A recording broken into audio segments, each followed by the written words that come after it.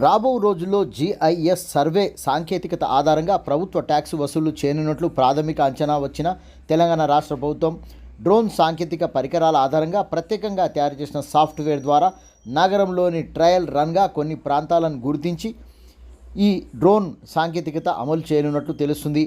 వ్యాపార సముదాయాలతో కూడుకున్న భవనాల గుర్తింపు, వ్యాపార సముదాయాల్లో కేటగిరీలుగా ఉన్న భవనాలు ఎన్ని, జిహెచ్ఎంసీ ఖజానాకు చేరుతున్న ట్యాక్సులు ఎన్ని, ఏ భవనాల నుండి ఎంత ట్యాక్సులు అందుతున్నాయో ఖచ్చితమైన అంచనాకు రావడమే ప్రధాన అంశంగా తెలుస్తుంది.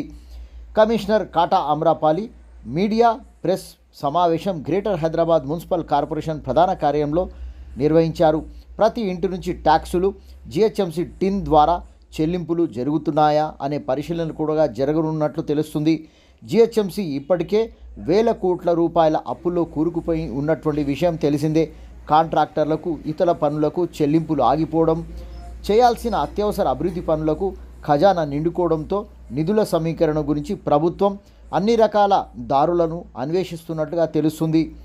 నిధులు సమకూర్చే పరిస్థితి ఇప్పుడు అవన్నీ పనులు చూస్తున్నారు. అందాల్సిన ట్యాక్సుల డబ్బులు ఎక్కడెక్కడ లోపాలతో ఏర్పడి ఆగిపోయాయో వాటి మీద దృష్టి సారించి ఖజానాకు రాబడి పెంచుకున్న యోచనలో ఎంయుఏడి తెలంగాణ రాష్ట్ర ఆర్థిక మంత్రిత్వ శాఖ మల్లగుల్లాలతో కసరత్తు నిర్వహిస్తున్నట్లుగా తెలుస్తుంది. ప్రధాన నగరాల మీద దృష్టి సారించినట్లు సమాచారం.